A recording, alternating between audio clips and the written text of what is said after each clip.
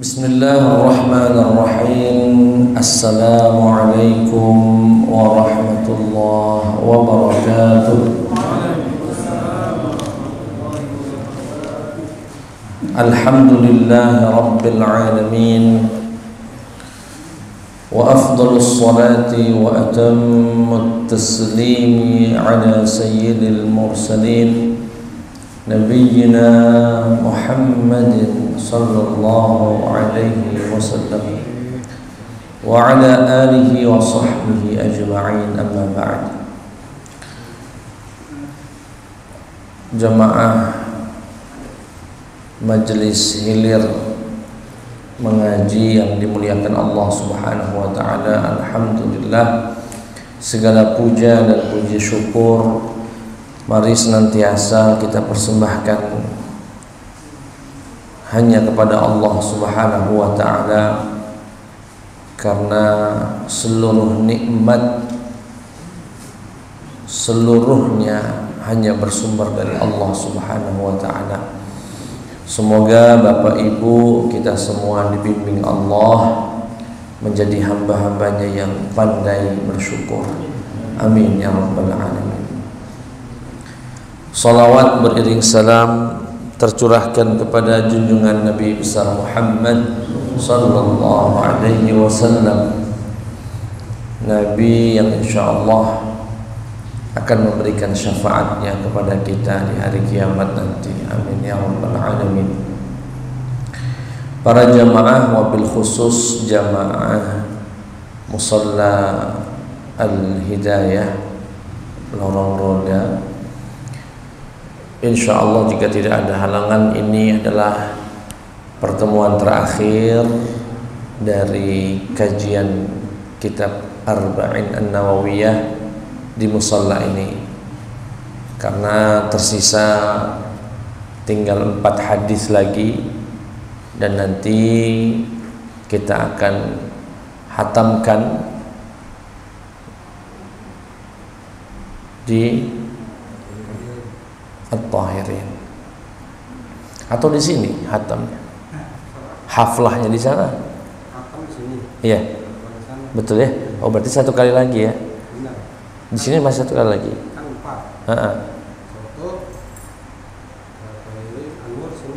Oh berarti masih sekali lagi ya. Berarti sekali lagi di sini. Berarti penutupan kajian arba'innya di sini. Tapi hatamannya atau tasyakurannya nanti insyaallah di minggu berikutnya di Masjid At-Tahirin. Ya, semoga panjang umur. Ya. Baik, malam hari ini di hadis ke-38. An Abi Hurairah radhiyallahu anhu, dari sahabat Abu Hurairah semoga Allah meridainya. Qal, berkata, qala Rasulullah sallallahu alaihi wasallam, Rasulullah bersabda, Inna Allah ta'ala qala, sesungguhnya Allah berkata. Ini hadis qudsi yang ada dalam kitab Arba'in An-Nawawiyah. Ada beberapa hadis qudsi dan ini diantaranya. Apa yang dikatakan Allah Subhanahu wa ta'ala? Man 'adali waliyan faqad adzantuhu bil harb. Barang siapa yang menyakiti, memusuhi, melukai wali Allah, kekasih Allah, sungguh aku umumkan untuknya peperangan. Sekali lagi, barang siapa yang menyakiti, menfitnah, melukai, memusuhi wali Allah, kekasih Allah, faqad adzantuhu bil harb, sungguh aku umumkan kepadanya peperangan. Wa ma taqarraba ilayya 'abdi bi syai'in ahabba ilayya mimma aftaradtuhu 'alaihi. Dan tidaklah seorang hamba mendekatkan dirinya kepadaku dengan sesuatu yang lebih aku cintai dari sesuatu yang telah kuwajibkan. Sekali lagi, tidak ada sesuatu yang diamalkan oleh seorang hamba dalam rangka mendekatkan dirinya kepada Allah yang lebih aku suka dari amalan yang hukumnya wajib, yang hukumnya atau amalan yang memang aku wajibkan. Wa ma yazalu 'abdi yataqarrabu ilayya bin nawafil hatta uhibbah. Dan senantiasa hambaku mendekatkan dirinya kepadaku dengan amalan-amalan yang hukumnya sunnah. Tadi hukumnya wajib, yang ini hukumnya sunnah. Sampai aku mencintainya. Jadi senantiasa seorang hamba ini setelah dia menjaga yang wajib-wajib, kemudian dia juga senantiasa menjaga yang sunnah-sunnah yang bukan wajib, sampai Allah mencintai orang tersebut. Fa idza ahbabtuhu kuntu sam'ahu alladhi yasma'u bih. Dan jika aku sudah cinta kepada hambaku itu, maka akulah yang menjadi pendengaran yang ia gunakan untuk mendengar. Wa basarahu alladhi yubsiru bih. Dan aku jika sudah cinta kepada hambaku itu, aku akan menjadi penglihatan yang ia gunakan untuk melihat. Wa yadahu allati yabtishu biha. Dan aku akan menjadi tangannya yang ia gunakan untuk memukul, untuk bergerak, untuk melakukan sesuatu. Warijnahu allati yamshi biha. Dan aku menjadi langkah kakinya yang ia gunakan untuk melangkah. Wa in sa'alani. Dan jika hambaku itu yang merupakan wali Allah tadi, ya, dia minta kepadaku, niscaya akan kuberi. Wala in ista'adzani la'u'idzannah. Dan jika dia meminta perlindungan kepadaku, niscaya akan kuberikan dia perlindungan. Di dalam riwayat yang lain, dalam riwayat Imam Bukhari, ada tambahan kalimat, ma taraddadtu fi syai'in ana fa'iluhu taraddudi fi nafsi 'abdil mu'min yakrahul mauta wa ana akrahu mas'atah. Tidak ada sesuatu yang kuragukan, kata Allah dalam tanda kutip, yang aku lakukan melebihi keraguanku untuk mencabut nyawa hambaku yang mukmin tadi. Kenapa? Karena hambaku tak mau mati, artinya dia tidak suka kematian, tapi aku tak suka menyakitinya. Aku tak suka menyakitinya. Maksudnya apa? Yani seorang hamba yang sangat dicintai Allah itu, ya, pasti meninggal dunia, gitu ya, pasti meninggal dunia. Dan dia selaku manusia yakrahul maut, tidak berharap mati.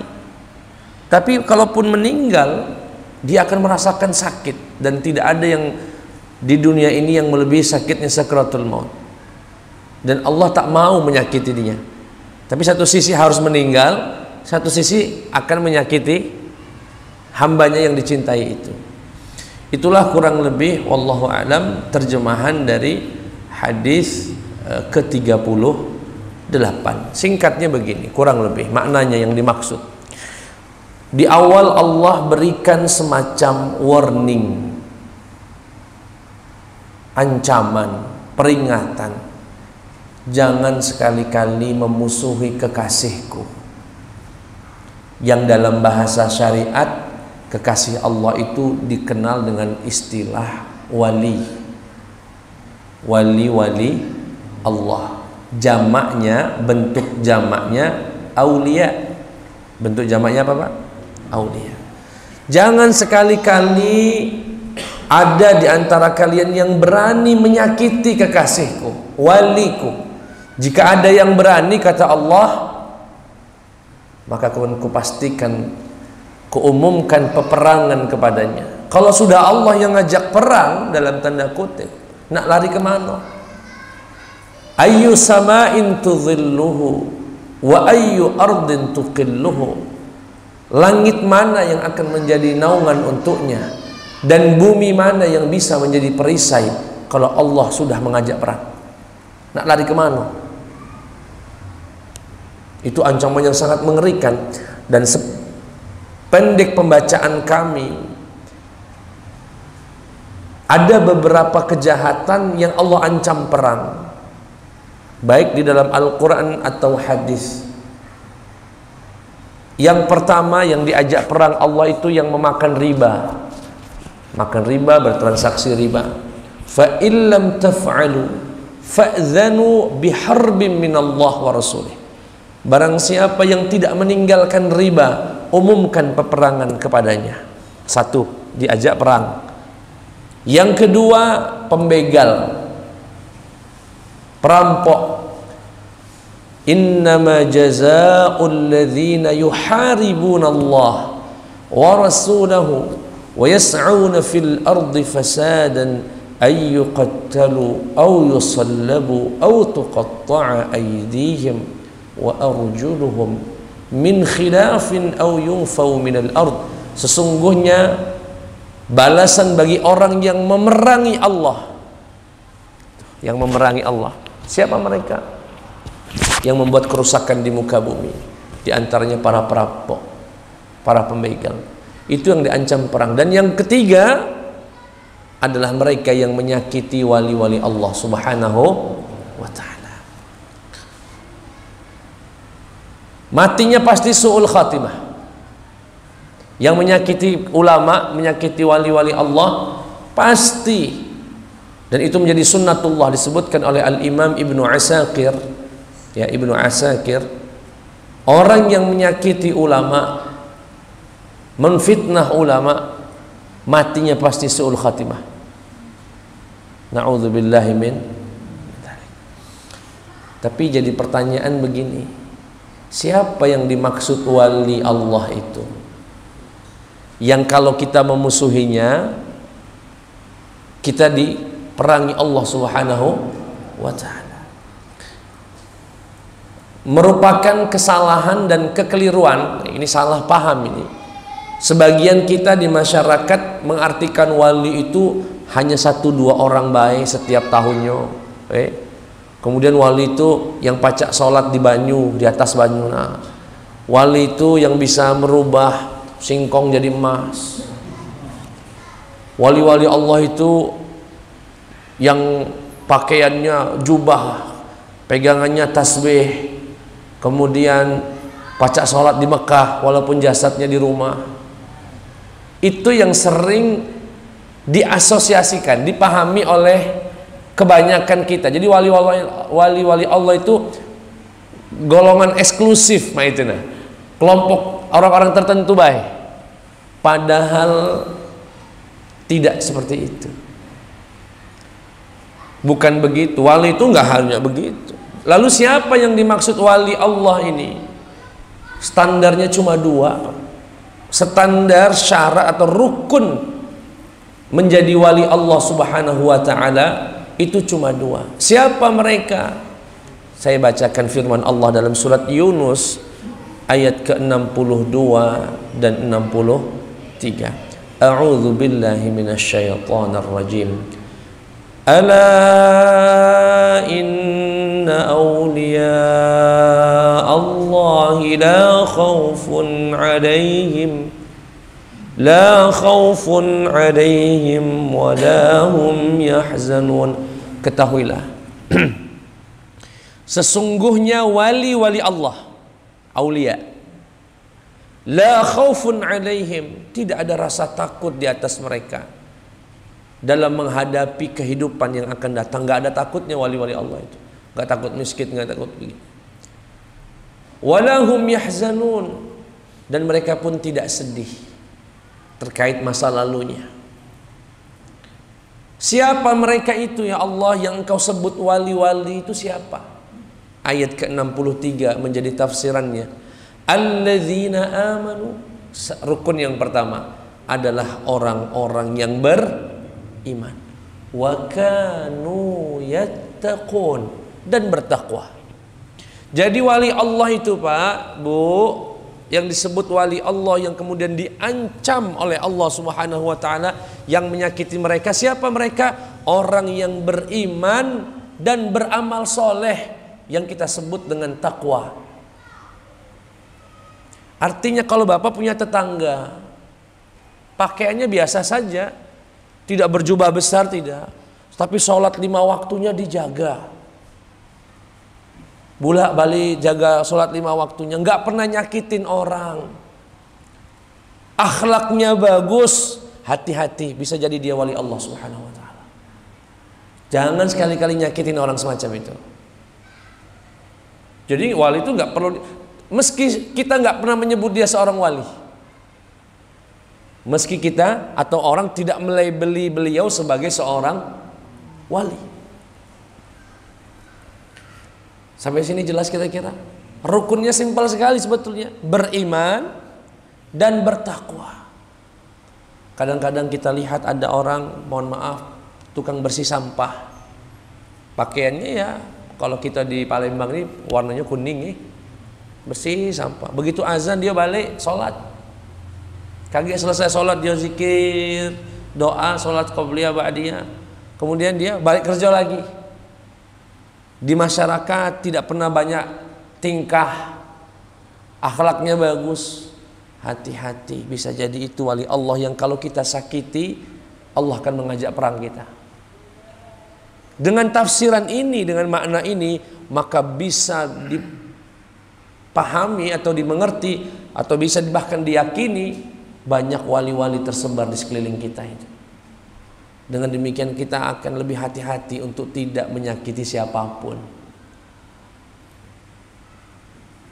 Itulah yang dimaksud wali dalam Allah yang ngasih tafsir, yang menjelaskan itu, bukan yang memberikan penjelasannya. Bukan seperti kita yang memahami wali-wali itu adalah orang-orang khusus, orang-orang spesial yang bahkan ketemu bayi tidak pacak lagi kami ketemunya. Ada memang yang diistilahkan dengan wali-wali mestur, wali-wali yang tak dikenal orang, ya, wali-wali mestur. Cuma para ulama mengatakan begini,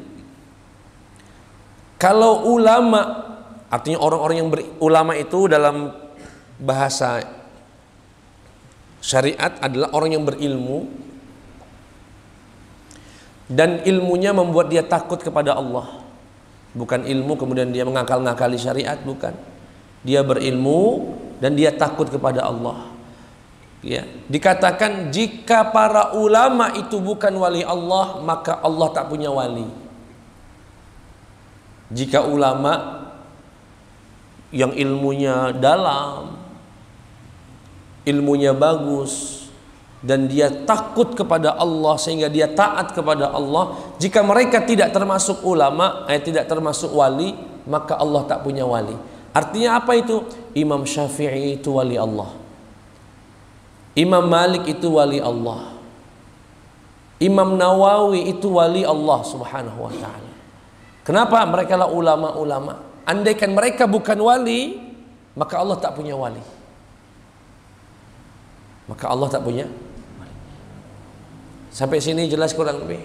Insya Allah.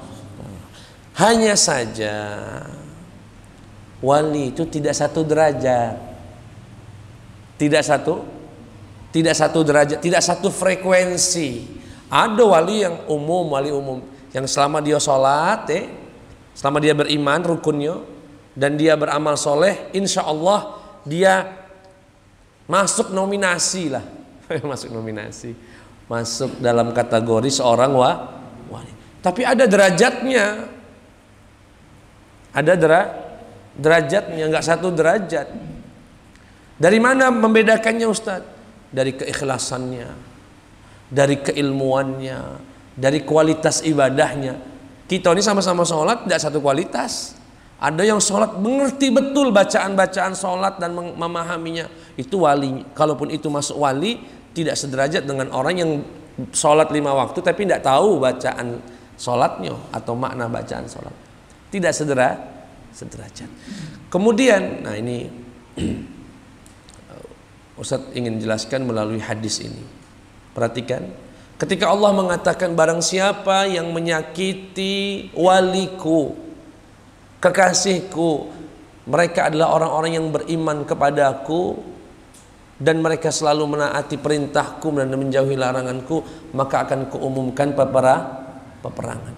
Kemudian Allah lebih lanjut menjelaskan, mulai dirinci. Siapa wali itu dalam hadis ini?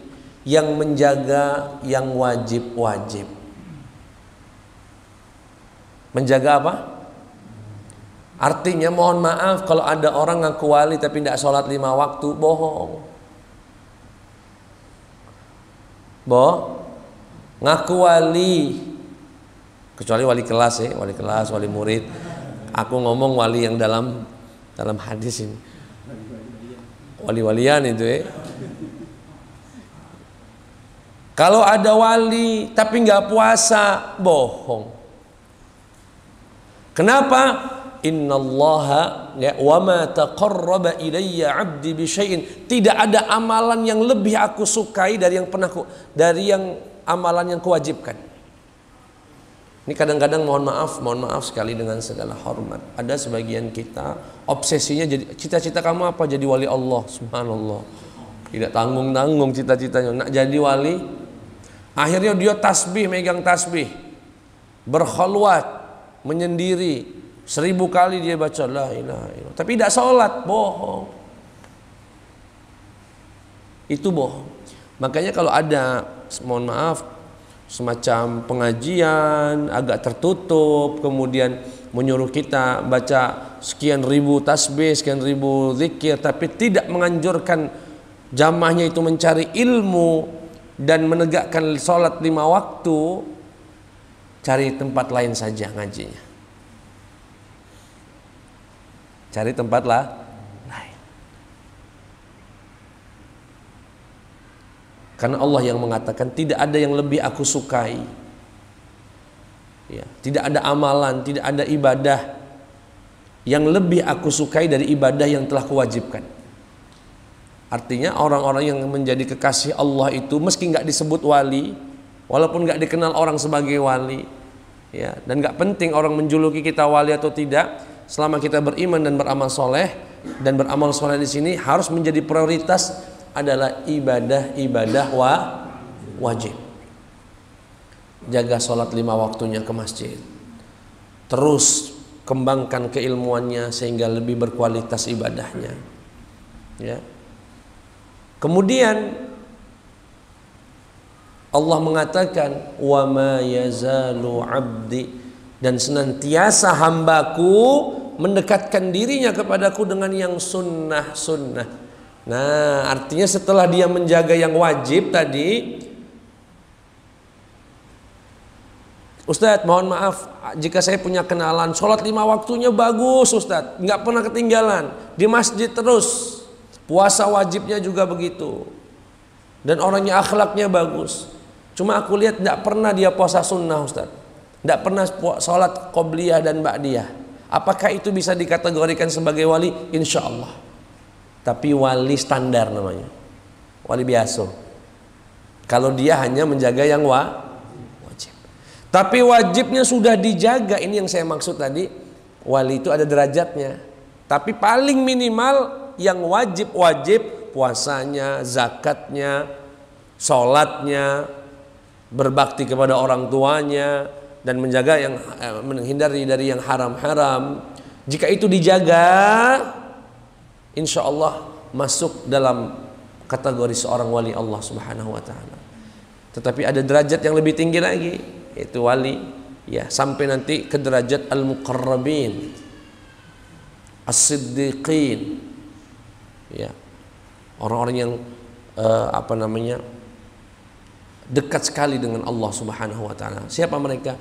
Yang juga menghidupkan sunnah Nabi Muhammad SAW, yang sunnah-sunnah dia jaga, nggak sekedar sholat 5 waktu, qobliyah ba'diyahnya dijaga. Nih. Kemudian tidak sekedar misalkan menunaikan zakatnya, tapi sedekahnya juga dilakukan. Kemudian akhlaknya bagus, mulai akhlaknya bagus, makan nggak pernah berdiri, nggak pernah pakai tangan kiri. Mulai dari yang terkecil-kecil dia jaga itu. Kalau kita ini masih banyak jingok makan tangan kiri, ngopi tangan kiri sambil berlari, ada juga sambil jalan. Ya. Mulai yang semacam itu diperhatikan. Sudah nggak pernah lagi kelihatan auratnya. Kita ini masih pakai celana pendek ini. Ya. Yang semacam itu diperhatikan. Menjalankan yang sunnah. Perhatikan ini. Wa ma yazalu 'abdi yataqarrabu ilayya bin nawafil hatta uhibbah. Senantiasa hambaku mendekatkan dirinya kepadaku dengan yang sunnah-sunnah sampai aku mencintainya. Guru kami Profesor Dr. Salim Abu Asi ketika menafsirkan hadis ini, beliau berkata begini, kenapa Allah nyatakan cintanya setelah menjelaskan amalan sunnah? Kenapa nggak pas yang wajib?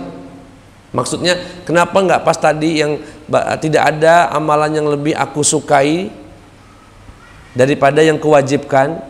Kalau mereka menjaga itu maka aku cintai. Kenapa nggak ada kalimat cinta di ibadah wajib? Tapi ada hadiah cinta bagi orang yang menjalankan sunnah. Kenapa? Kata beliau begini. Karena motivasi orang melakukan kewajiban itu karena salah satunya karena takut dosa. Bapak-bapak melaksanakan sholat 5 waktu ini, kenapa tidak berani meninggalkan sholat, Pak? Karena takut. Karena takut dosa. Nah, kalau sunnah itu bisa dipastikan bukan karena takut. Kenapa? Karena sunnah itu jika ditinggalkan tidak berdosa.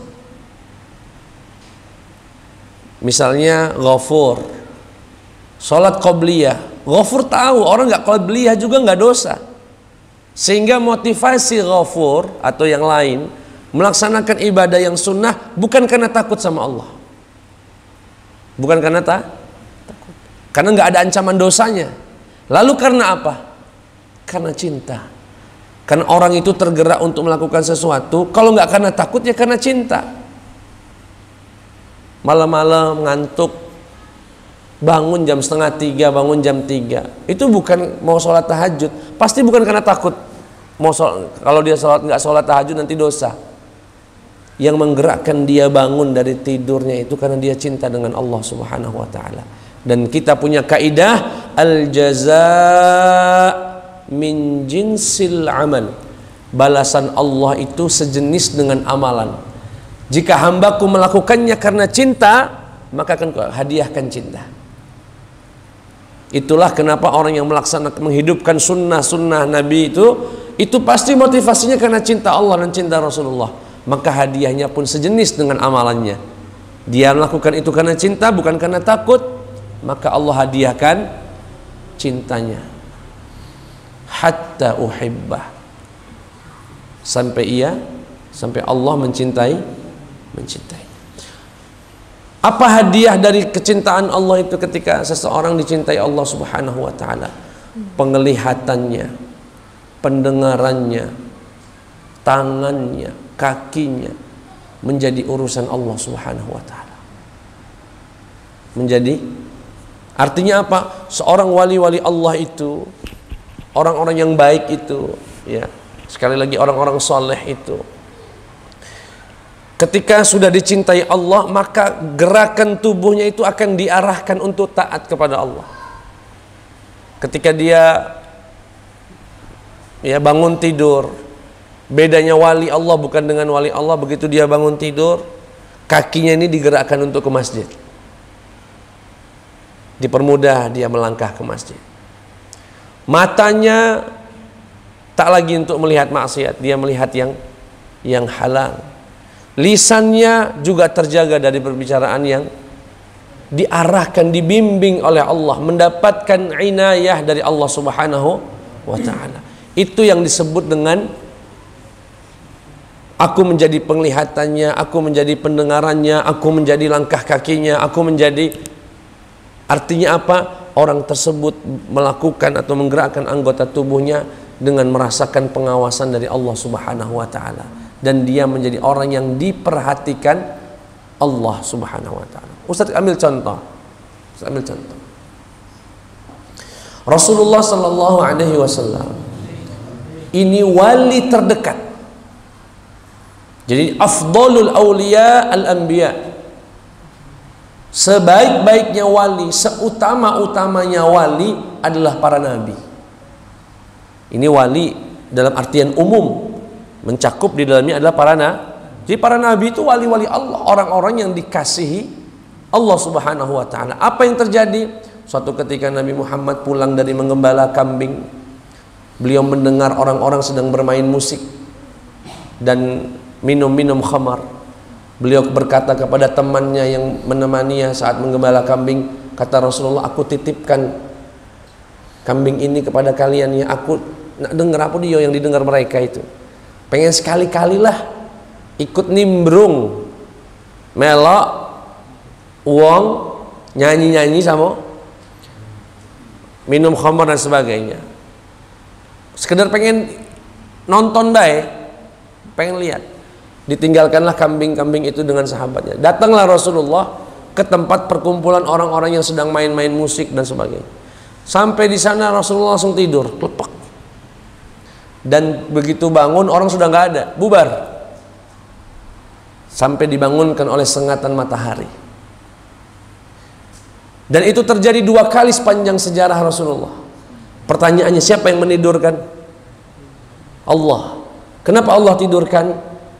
Karena Rasulullah sudah menjadi perhatiannya Allah Subhanahu wa taala.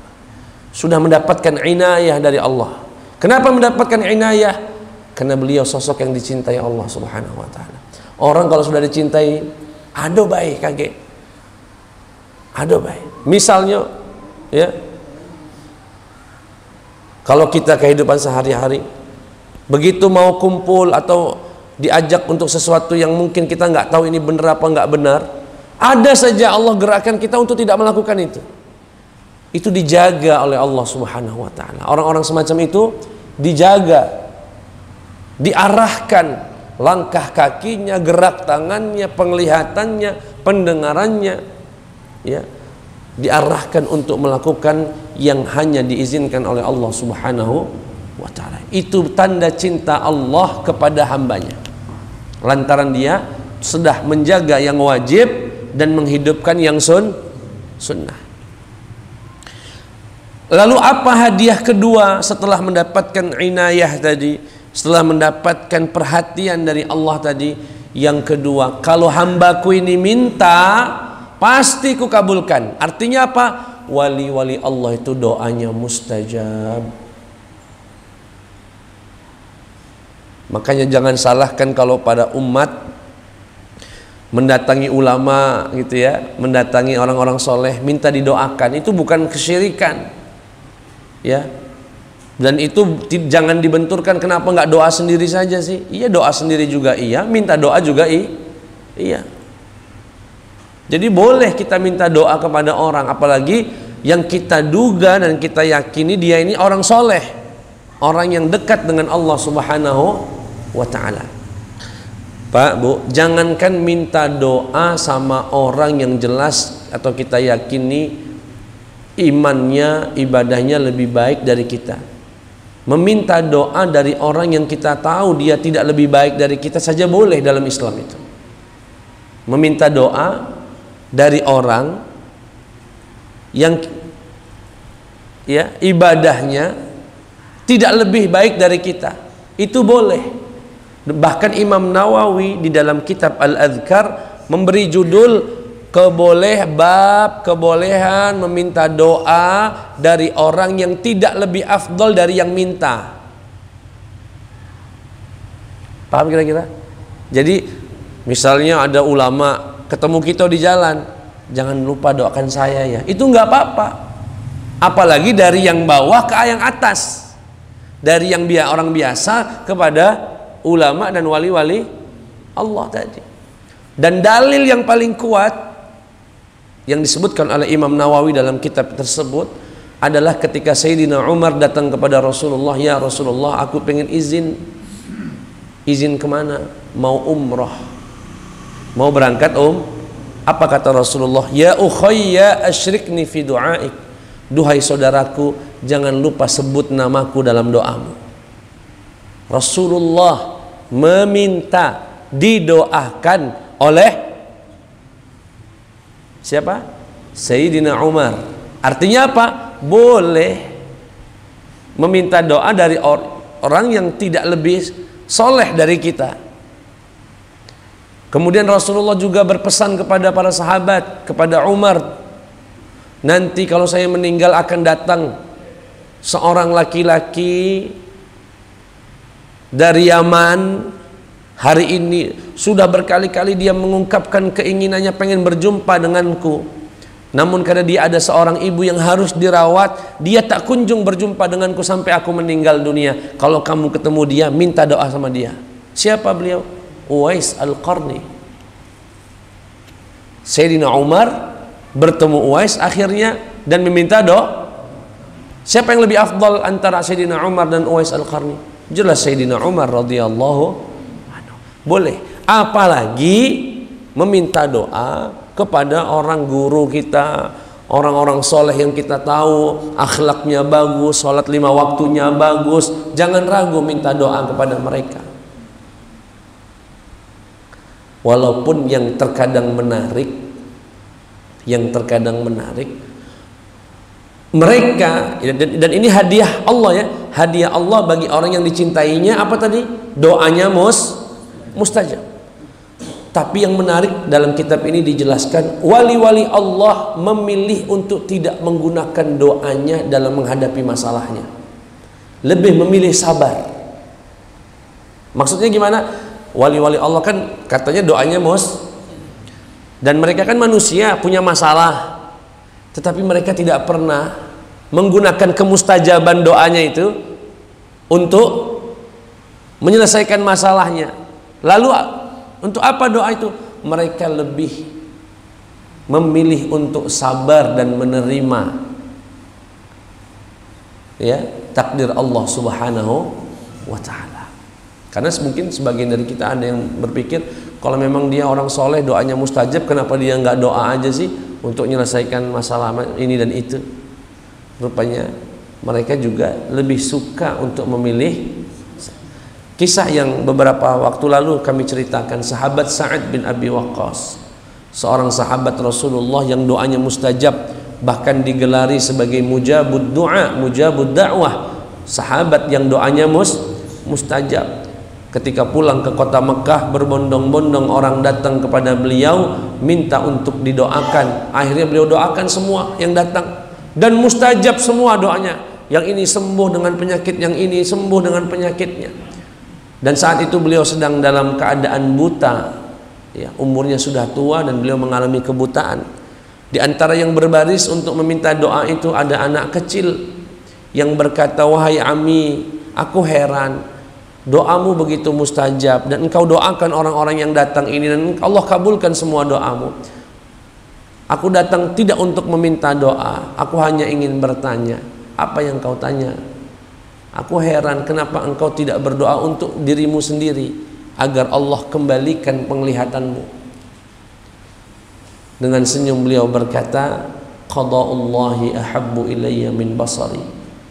Ketetapan Allah untuk membutakan mataku lebih kucintai daripada penglihatanku. Subhanallah. Wali-wali Allah terkadang memilih sabar daripada menyelesaikan itu dengan instan dengan doanya. Itu hadiah yang Allah berikan, diberikan kecintaannya, diberikan inayahnya, diberikan doa yang dan mendapatkan perlindungan dari Allah Subhanahu wa taala. Wa in ista'adzani la'u'idhannah. Kalau dia minta perlindungan kepadaku, niscaya akan aku berikan perlindungan.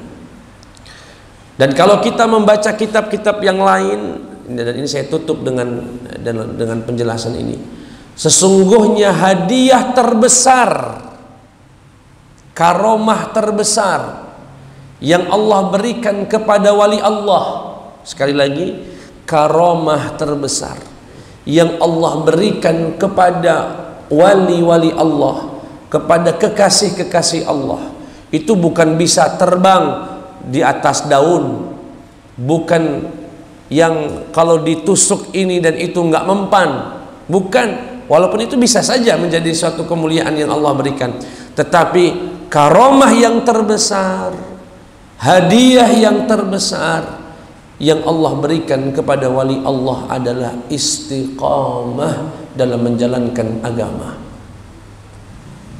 Makanya disebutkan al-istiqamatu khairun min alfi karamah.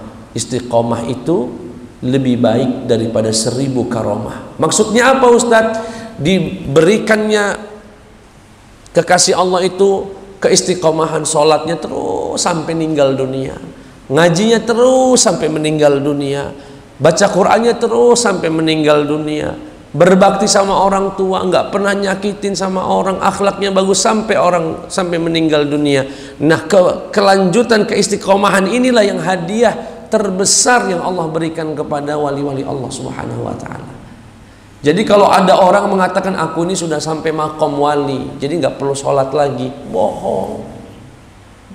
Justru wali Allah itu makin kenceng sholatnya.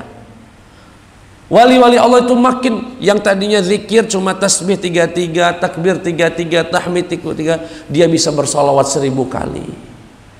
Dia bisa bersolawat ribuan kali, bisa bertahlil ribuan kali. Makin meningkat. Itulah hadiah terbesar yang Allah berikan kepada kekasih Allah tadi. Makanya kalau ada aliran, ada gerakan, entah menamakan thariqah atau menamakan tasawuf atau menamakan suluk atau apa sajalah yang kemudian membuat kita justru tidak ibadah sama Allah dengan alasan sudah sampai makom ma'rifat, sudah sampai pada makom wali, ya, itu semua kedustaan. Karena sesungguhnya tasawuf yang benar, tariqah yang benar adalah yang mengajarkan orang untuk istiqamah, menegakkan syariat Allah Subhanahu wa ta'ala, menjalankan syariat Allah Subhanahu. Salatnya makin rajin, bacaannya makin bagus, zikirnya makin hikmat, begitu. Ya. Memang benar ada redaksi, dan ini pernah kami sampaikan dan mohon dijelaskan dan disampaikan kepada siapapun yang bertanya. Di dalam literasi atau buku-buku ilmu tasawuf, ya, ada redaksi bunyinya begini kurang lebih: barang siapa yang sudah sampai pada maqam ma'rifat, maka gugurlah beban syariat, gitu ya. Kalau orang, mungkin bapak-bapak yang sepuh-sepuh ini lah biasa dengar istilah ini, wong itu kalau sudah sampai maqam ma'rifat, hakikat syariat itu, beban syariat itu sudah diangkat, bebas dari beban syariat. Mohon maaf dengan segala hormat, orang-orang yang anti tasawuf, yang menamakan dirinya dengan salafi, ya, ini jadi senjata mereka untuk menyesatkan tasawuf. Dikatakan orang-orang tasawuf itu aliran sesat, sufi-sufi itu para sesat. Kenapa? Dalam kitab mereka, kalau orang sudah sampai pada maqam ma'rifat akan terbebas dari beban syariat. Akhirnya mereka pada nggak sholat lagi. Ini menafsirkan sendiri, menghukumi sendiri. Dia yang nafsirkan, dia yang menyalahkan. Jelas ini bentuk suudzon, prasangka buruk kepada saudaranya. Nggak benar tafsiran ini. Dan ini penafsiran yang tidak berdasar. Sebaliknya ada tafsiran dari orang-orang yang ngaku-ngaku tasawuf ini. Apa benar-benar nggak sholat dia? Aku ini lama, rajin nih kamu sholat. Belum dia nih. Makomnya masih syariah. Kalau aku ini makomnya la ma'rifat. Jadi cukup ingat bagi ini sudah aku sholat itu. Ya. Ini juga penafsiran yang sesat. Na'udzubillahi min. Lalu apa maknanya Ustaz? Apa makna orang yang sudah sampai maqam ma'rifat dia tidak lagi terbebani syariat? Maknanya begini Pak, orang dengan pengalaman spiritualnya, sholat, makin ngaji, makin belajar, makin meresapi ibadahnya, sampai akhirnya dia mengenal Allah, yang itu diistilahkan dengan istilah ma'rifat tadi, artinya dia sudah sampai mengenal Allah, maka syariat tidak lagi menjadi beban untuknya. Apa makna tidak lagi menjadi beban? Dia sholat tidak merasa berat, justru dia merasa nikmat. Dia puasa tidak, jujur Pak ya, jujur, kita ini masih beban enggak sholat itu Pak? Masih beban. Nak puasa, mikir-mikir kadang, puasa udah kaki aku lapar nih. Masih beban enggak Pak? Subuh nak bangun, dingin-dingin. Biarlah aku sholat di rumah, baiklah kaki baik. Beban Pak ya. Mau sedekah, mau kurban nih. Kurban. Gitu, nah. Artinya menjalankan syariat itu masih beban buat dia, masih ngitung-ngitung. Nah, wali-wali Allah itu yang sudah sampai ma'rifat tadi sudah tidak beban lagi. Dia sholat itu udah nikmat, dia baca Quran itu udah nikmat. Bukan berarti dia ninggalkan sholat. Rasa bebannya itu yang diangkat oleh Allah menjadi nikmat dan kelezatan. Sholatnya tetap sholat, bahkan makin mantap. Puasanya tetap puasa, tapi makin mantap. Ini yang dimaksud para ahli tasawuf, orang yang kalau sudah kenal Allah, syariat itu tidak lagi menjadi beban baginya. Bukan beban itu kemudian ditinggalkan, ya, tapi justru menjadi suatu kenikmatan. Ibadahnya makin nikmat, ya. Makanya jangan heran ada orang sanggup membaca Quran 3 jam nggak gerak, nikmat ya. Kita kadang 10 menit lah, nah, lagi di kaki, nah inilah itulah. Baru 5 menit megang HP-nya, baru 10, belum merasakan lezatnya. Tapi memang untuk sampai ke sana harus berproses tadi. Beban itu harus terus dilawan sampai pada titik nantinya kita akan merasakan nikmatnya ibadah kepada Allah. Makanya jangan heran katanya ada sahabat hatam Quran dalam 1 hari 1 malam. Ya mereka sudah nggak rasa beban. Kita ya udah terbayang mau baca 2 rakaat hatam Quran, tidak terbayang itu. Ya, Ustadz pernah membaca satu kitab, ada seorang wali Allah bisa berzikir la ilaha illallah 10.000 kali dalam 1 hari. Kita ini 30 bela, lang hitung, lumayan 30. Itu yang dimaksud. Jadi tafsiran orang-orang salafi, dengan segala hormat saya sebutkan namanya, biar clear, ya, tafsiran suudzon. Dia baca punya uang, dia nafsirkannya dewek, dia nyalahkannya dewek, laju merasa benar. Satu sisi tafsiran yang ada di internetnya juga tafsiran yang sesat. Tafsiran yang sesungguhnya adalah orang yang sudah kenal Allah, dia akan merasa nikmat dalam menjalankan syariat Allah Subhanahu wa ta'ala. Semoga kita semua, sekali lagi Pak, wali-wali Allah. Jadi bisa jadi kita ini adalah wali-wali Allah. Dan itu bukan tujuan kita. Tujuan kita adalah mendapatkan ridha Allah. Nak digelari wong wali, nak digelari wong wali. Ya. Lalu bagaimana dengan wali-wali kita yang biasa dikenal di Palembang, seperti ya, misalnya kalau di Palembang mungkin yang dikenal siapa? Yang paling dikenal siapa di Palembang? Kiai Marogan misalnya, atau Kiai Zain Syukri misalnya yang terdekat, dan Buya Nawawi Denci. A'tabiruhu wallahu a'lam, saya tidak melebihi, beliau termasuk wali Allah Subhanahu wa ta'ala, meski kita tidak menyebutnya dengan wali, karena syarat wali, sekali lagi rukun wali, beriman dan bertakwa kepada Allah Subhanahu wa ta'ala. Pesan untuk kita semua, jangan sakiti orang-orang yang semacam itu. Kalau punya kenalan, saudara, tetangga, kita tahu sholatnya bagus, ke masjid terus, akhlaknya bagus, meski orang tidak menyebutnya wali, hati-hati, bisa jadi dia adalah wali Allah Subhanahu wa ta'ala. Itu saja, semoga Allah membimbing kita semua, ya, dan semoga kita tergolong menjadi kekasih-kekasih Allah Subhanahu wa ta'ala. Kurang lebihnya mohon maaf, pada Allah mohon ampun. Wassalamualaikum warahmatullahi wabarakatuh. Assalamualaikum warahmatullahi wabarakatuh. Kabar gembira buat jamaah di Palembang, Sumatera Selatan. Ada sahabat saya di Al-Azhar Mesir yang sedang S3 di kampus saya dulu di Sudan. Namanya Ustadz Bitoh Purnomo LCMA.